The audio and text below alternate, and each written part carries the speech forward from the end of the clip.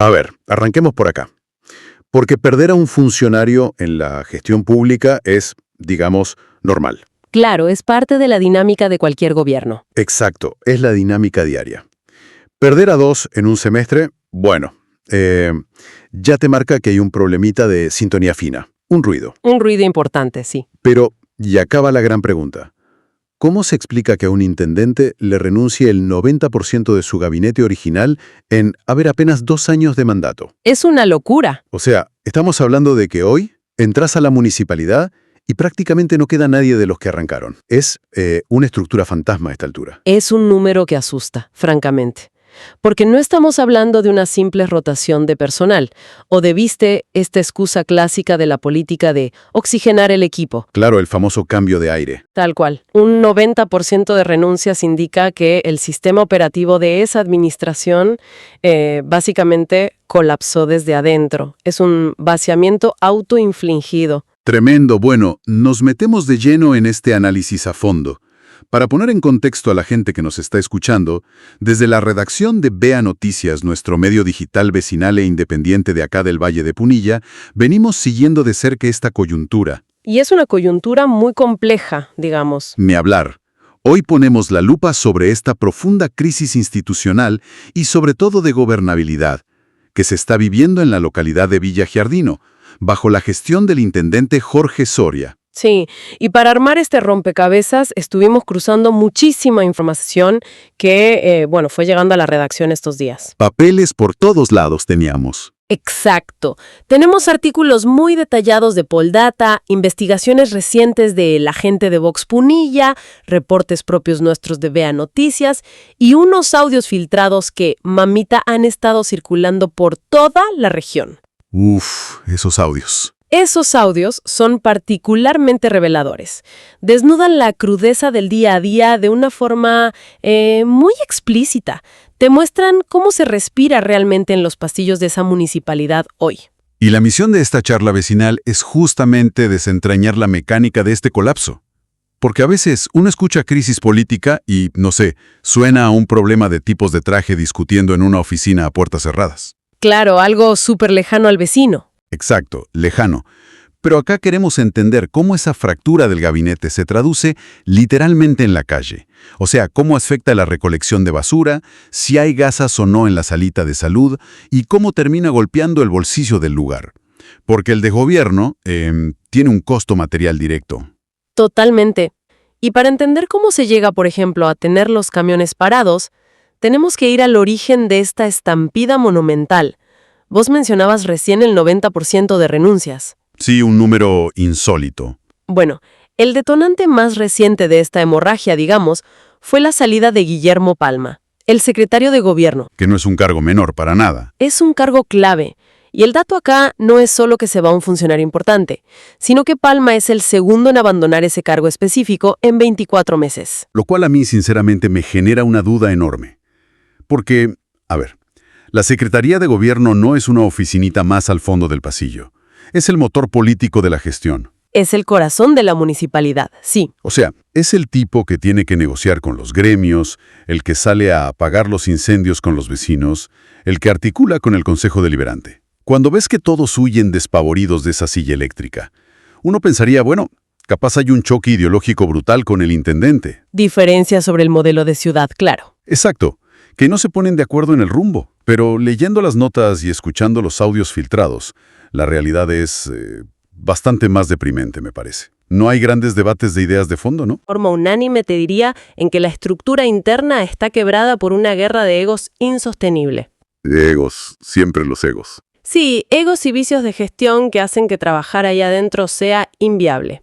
Literalmente inviable. La Secretaría de Gobierno se transformó en una picadora de carne.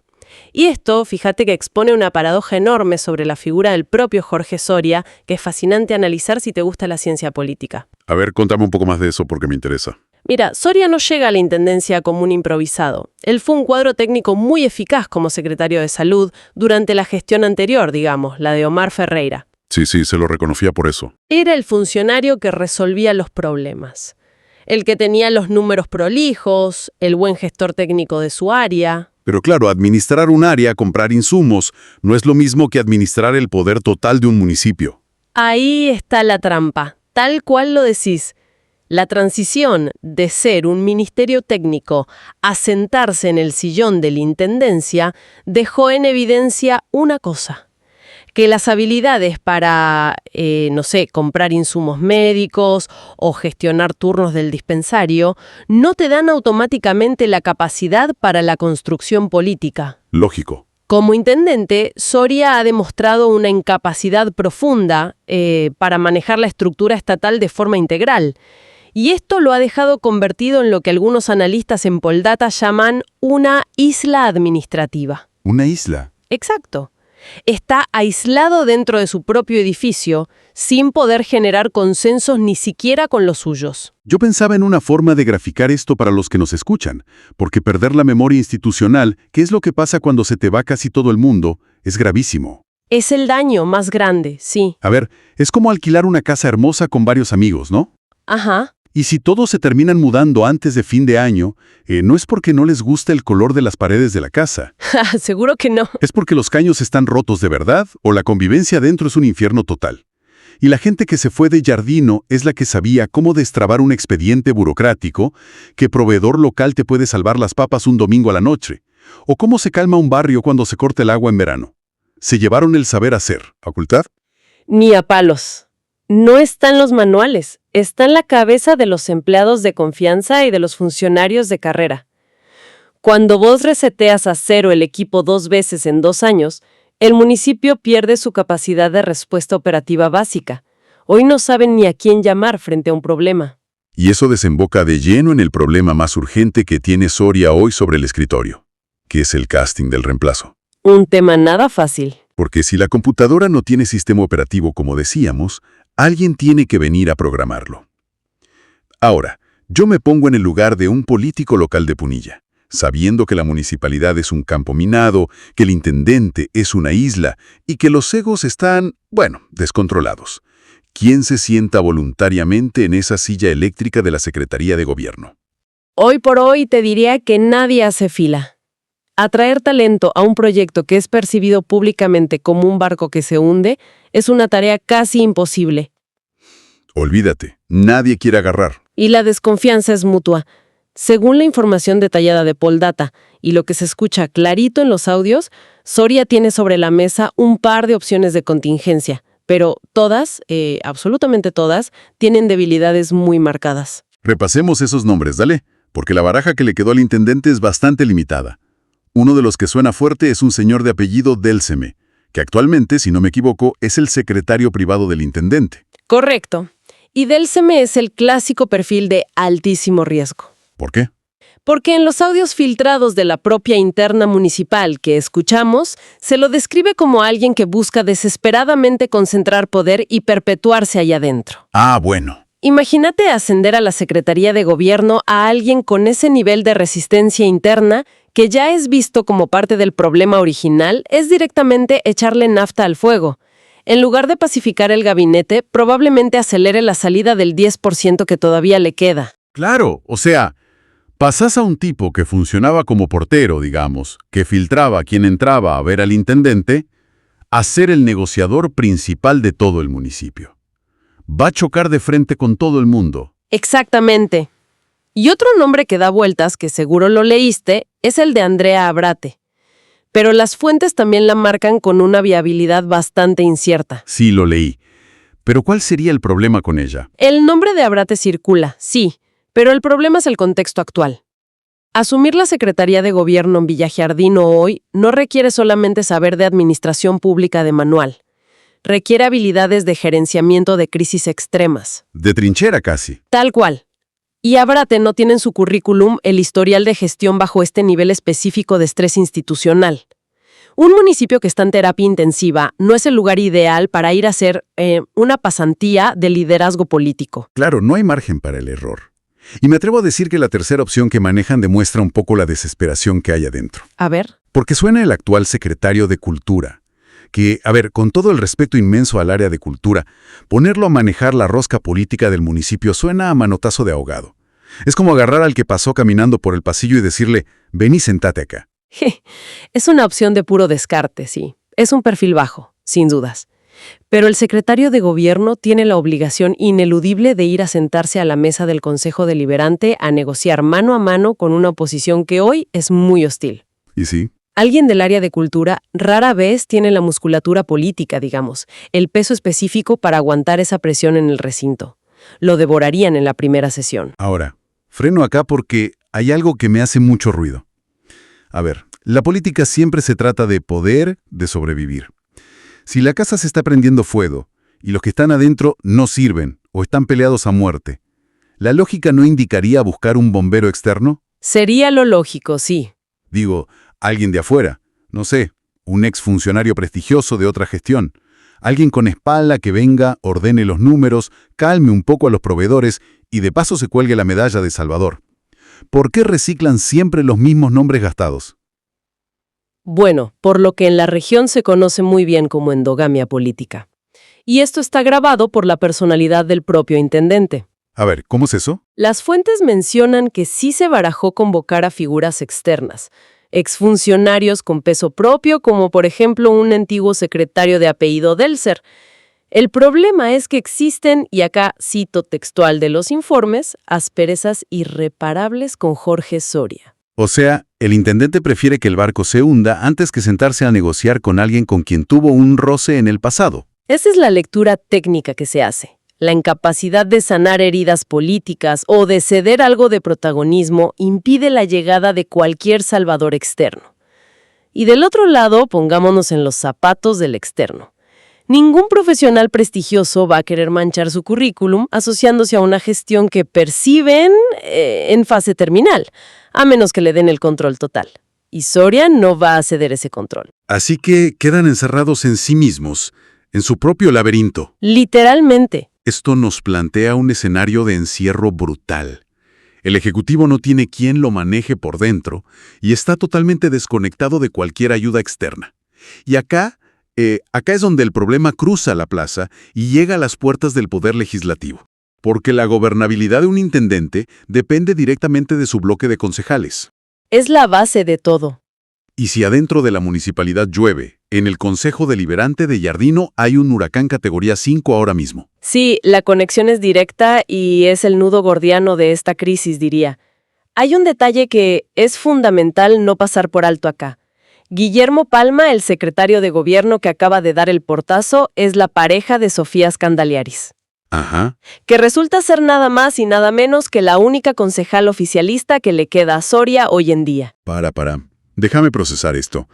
¿Me estás diciendo que el único puente real que tiene el intendente con el Consejo Deliberante depende de la lealtad de la pareja del tipo que se acaba de ir peleado de la gestión? Así como lo escuchas, precisamente, Soria depende de una única mano levantada en el recinto para sus proyectos. Y esa mano pertenece a alguien cuyo entorno íntimo acaba de chocar de frente con el intendente. ¿Qué situación? Por eso, los análisis de Poldata y de Vox Punilla hablan de un riesgo inminente de efecto dominó. La probabilidad de que Scandaliaris termine renunciando o armando un bloque unipersonal por desgaste y lealtad personal a su pareja es altísima. Y si eso llega a pasar, si la perdemos, Soria sería el primer intendente en la historia de todo el Valle de Punilla en gobernar con un bloque de 0 miembros. 0. Ninguno. Una orfandad legislativa absoluta. Y gobernar sin bloque propio no es un detalle menor, no es una anécdota. Es la parálisis técnica del Estado. Expliquemos eso para los vecinos. ¿Cómo funciona esa parálisis? Imaginemos la mecánica diaria. El Ejecutivo necesita aprobar el presupuesto para el año que viene, supongamos. O necesita autorizar un gasto de emergencia porque, no sé, se rompió una bomba de agua troncal. O hay que actualizar una tarifa. Lo básico para funcionar. Claro. Bueno, sin un solo concejal que defienda o empuje el proyecto en las comisiones, cada papel que el intendente manda al consejo queda a merced exclusiva de la oposición, y la oposición no tiene ninguna obligación política de aprobarle absolutamente nada. Y lo fascinante de todo esto es cómo reacciona la oposición. Porque el manual del político carroñero tradicional diría que, ante un intendente tan débil, sin gabinete y a punto de quedarse sin concejales, la oposición debería estar, afilando los cuchillos para un juicio político de destitución. Sería el instinto básico, sí. Pero no. El presidente del Consejo Deliberante, Germán Flores, sale a hablar públicamente, admite que hay gravísimos problemas de gestión, pero automáticamente descartan empujarlo. Hablan de contención institucional y de respetar el voto popular a rajatabla. Es una jugada estratégica de altísimo nivel. ¿Vos decís? Totalmente. Ellos saben que un juicio político es traumático siempre.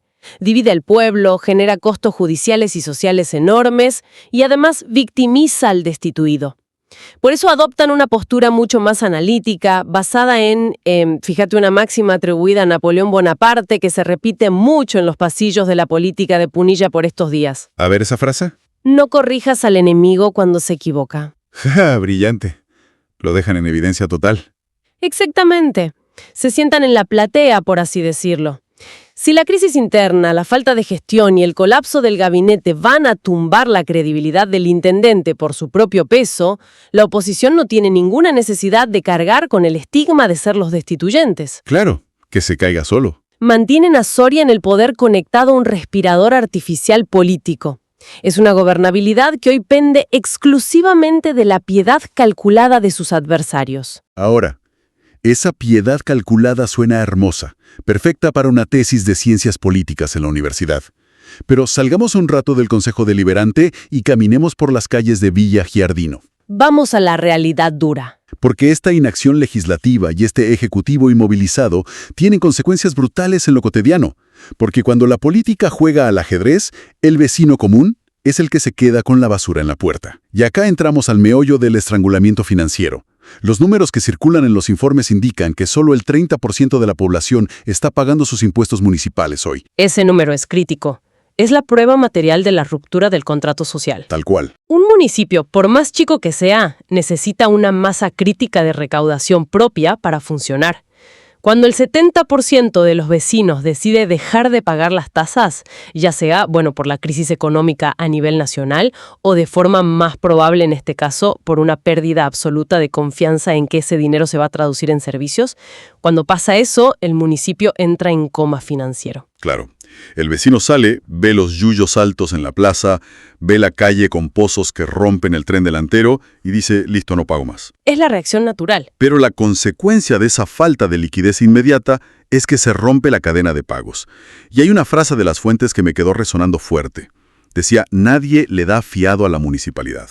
Y acá quiero detenerme a analizar la mecánica de esto con vos, porque en las localidades del interior de Punilla, la confianza con el proveedor local lo es absolutamente todo. Y es el lubricante de la gestión diaria. Exacto. Mira, en una administración normal, si se rompe un neumático del camión recolector de basura a la mañana, el chofer va a la gomería del pueblo, le cambian la rueda, el gomero anota en una libreta de fiado y a los 60 días la municipalidad le emite un cheque. Eso funciona únicamente porque hay confianza crediticia.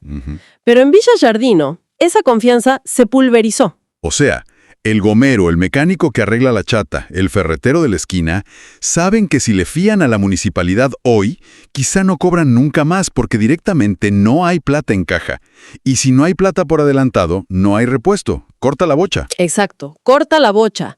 Y el efecto en cadena es destructivo a nivel operativo.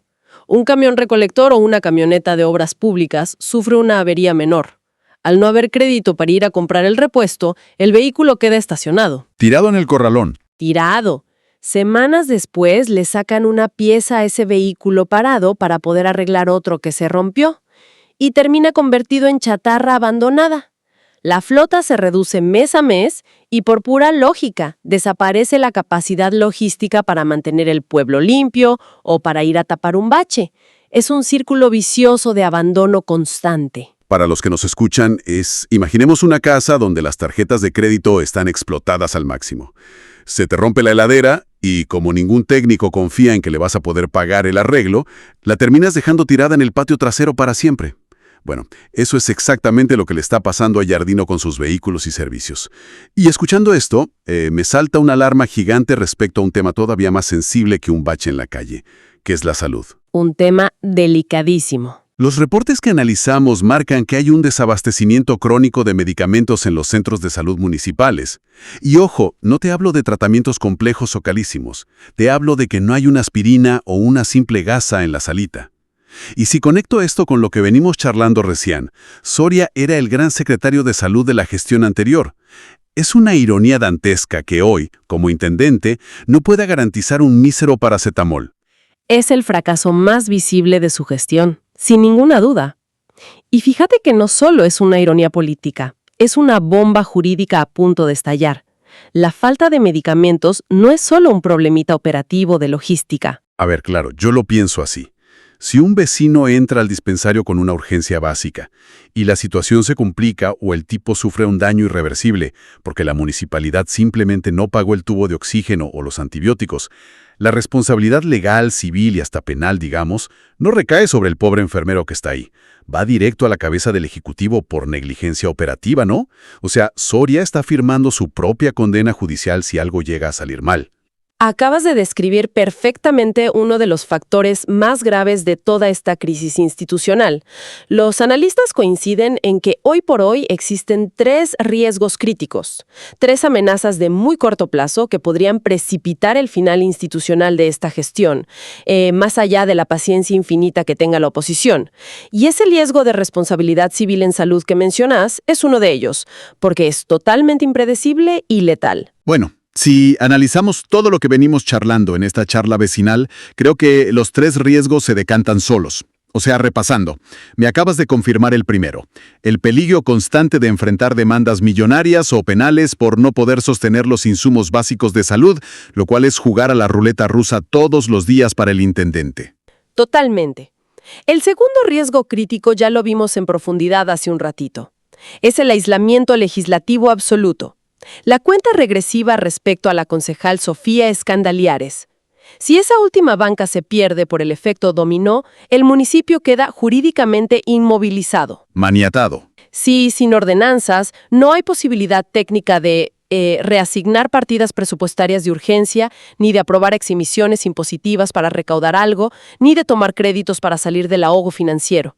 Es literalmente apagar los motores del avión en pleno vuelo y esperar el impacto. Y el tercer riesgo, siguiendo esta misma línea, tiene que ser el colapso financiero definitivo que hablábamos hace unos minutos.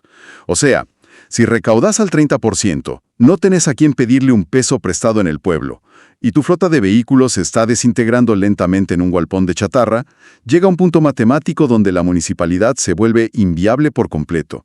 Ni siquiera vas a tener plata para cargarle nafta al patrullero de seguridad ciudadana. Es lo que los informes y los auditores denominan inviabilidad financiera extrema. Cuando vos juntas estos 3 factores, o sea, la parálisis política sin concejales, el riesgo penal por el desabastecimiento crónico de salud y la quiebra financiera operativa, tenés lo que Poldata definió muy bien en su análisis como un jaque mate institucional. El rey, que en este caso es el intendente Soria, ya no tiene casilleros a dónde moverse en el tablero. Está acorralado por todos lados. Es un intendente que gastó todo su capital político en tiempo récord, vació su propia estructura por problemas de egos y mala praxis de gestión, y hoy sobrevive únicamente porque los que lo quieren ver caer decidieron que es más rentable dejarlo sufrir políticamente a fuego lento. Esa es la síntesis perfecta de la coyuntura de Villagiardino hoy. La gobernabilidad ya no está garantizada por la fuerza o el poder del oficialismo, sino por un delgado hilo de contención que sostiene la oposición solamente para evitar el colapso total de la institución democrática. Ahora, analizando todo este mapa que armamos y como cierre, me queda flotando una duda muy incómoda, la verdad. Una reflexión que trasciende a la figura de Soria o a la rosca política de Giardino. Si la oposición mantiene a un intendente completamente vaciado en el poder, apelando a la contención institucional y al respeto sagrado por el mandato de las urnas. Ajá. Ese respeto por la institución significa que el centro de salud no tiene gasas, el basurero no pasa a juntar la mugre porque el camión está roto y el vecino de a pie vive en un abandono de facto. La pregunta que me hago es, ¿hasta qué punto aferrarnos a proteger las formas institucionales termina siendo un castigo cruel para la comunidad que supuestamente esa misma democracia debería estar cuidando? Es una paradoja democrática muy profunda. Cuando salvar la institución implica sacrificar el bienestar diario del ciudadano, los cimientos del sistema mismo empiezan a crujir. ¿A quién le sirve un Estado que respeta los plazos electorales a la perfección, pero no puede garantizarte una aspirina cuando estás enfermo? Es una pregunta pesada que dejamos abierta para seguir pensando. Les agradecemos mucho el tiempo compartido en este análisis a fondo. Desde VEA Noticias, nuestro compromiso vecinal es seguir investigando y analizando con rigor e imparcialidad cómo evoluciona este colapso en Villa Jardino y, por supuesto, en todo el Valle de Punilla. Será clave observar los próximos movimientos en el Consejo Deliberante esta semana. Ni hablar, y ver cómo impacta todo esto en los servicios de los próximos días. Quédese conectados a nuestras plataformas digitales para más información. Un saludo grande a todos.